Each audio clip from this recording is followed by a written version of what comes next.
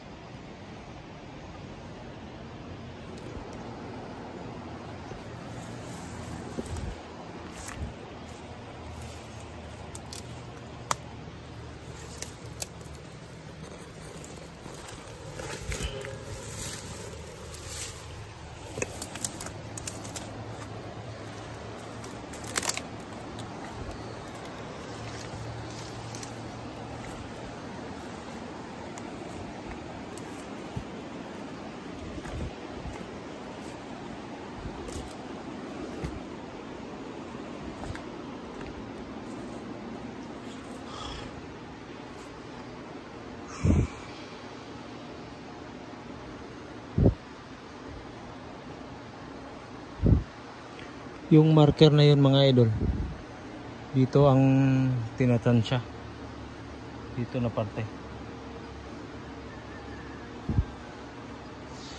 dito na lugar, gamit yung human face.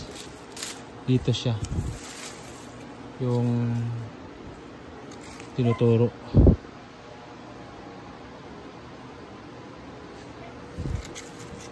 Then dito another human face ang tinuturo niya mga idol.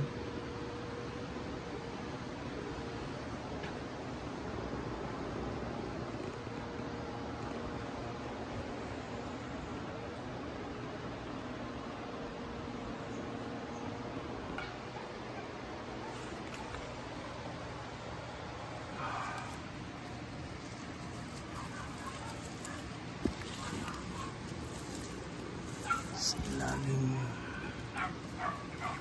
na puting ilaw. Normal siya kung titignan natin, pero kung combination natin to human face o animal face, may makakuha tayong detail dito.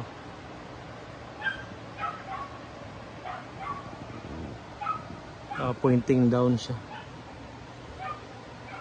tapos pointing down siya, pwedeng object stone sign, neck sign ang makukuha dito under.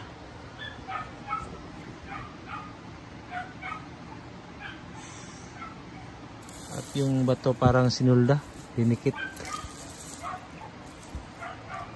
At balik tayo dito sa human face marker.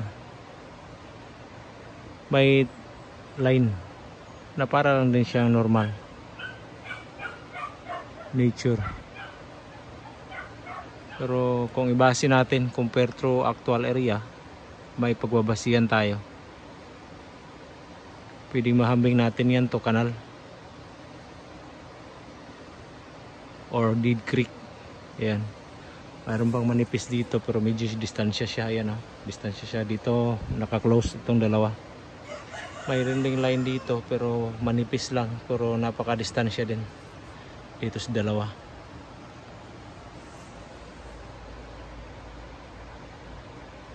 So compare natin through area mga boss idol. Ang manipis na line na to, itong gilid sa ilog, at saka itong line na to dito sa kabila kanal. At to combination itong isa kasi nakababa tong linya na to, parang pa step para siyang hagdan. Ito siya, pwede din siyang daanan, old road. At dito din ang sa kabila na kanal din, may layo. Yung marker na yon ang tinutukoy niya dito na parte. So di mo natin mahahanap kung ano yung objectives na like mga kayamanan mga boss idol, kundi himas muna tayo sa mga bato sa pag-analyze para matukoy kung saan yung tunay na direksyon at tinutukoy ng mga marka. Parang na-relate tayo sa sinasabi, mga comment natin dyan, nababasa na puro himas bato. So mas importante ang paghimas ng bato. Maraming paraan, meaning ang paghimas ng bato. May himas lang ng bato na sinasabing parang wala lang, bibigyan mo ng malaking kahulugan pero wala lang. Pero mayroon ding kaya sa atin, binibigyan natin ng 1, 2 to 3 hanggang 5 option kung paano siya basahin. At may katuturan naman, mayroong mga kahulugan kung ibabase natin sa tunay na lugar, ay mayroon ding pagbabasihan. Kaya di basta-basta lang yung paghimas ng bato sa natin mga boss idol. Hindi, mayroon ding mga meaning at kahulugan bawat himas ng bato.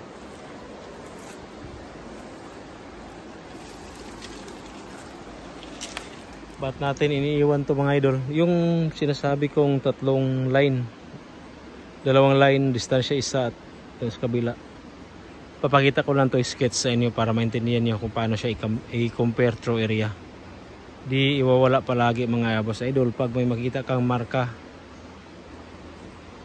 kahit na sa buong bato makita mong parte niya ay nature na, tapos may tapyas engraved na solid, pwede mo nang makombination yun to human face, animal face, at compare mo na rin sa true area. Di wawala yung puzzle pattern na combination. Pag masolve mo na yung puzzle at pattern, makikita at matutuntun mo na yung hinahanap natin. Ganun lang siya kadali.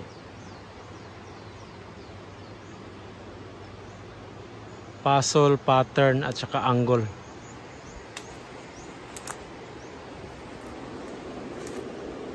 Sa mga mabababaw na pag-iisip, talagang basta-basta lang, wala tong basa natin. Sa mga sumusunod naman talaga ng sakto, talagang maiintindihan nila to.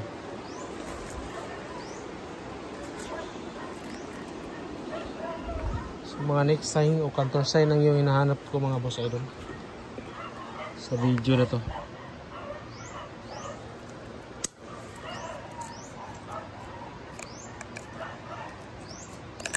ang paraan sa counter sign o next sign. Ito siya, yung combination ngayon na pahagdan papuntang baba. Kaya isang marka doon sa type of C o half moon. Ito natin nakita yung isang counter sign sa maliit na parte. Ayan o, C o half moon, ganun yung angle sa pagkakita natin.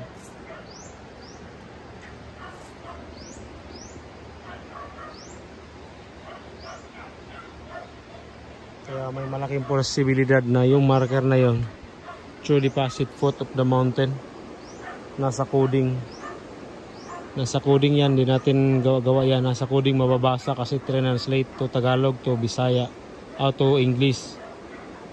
Nasa coding foot of the mountain treasure.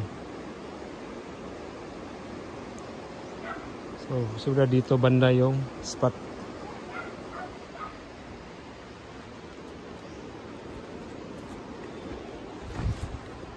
So another explanation lang sa mga marker lang mga boss idol. Alos pareho yung shape dito.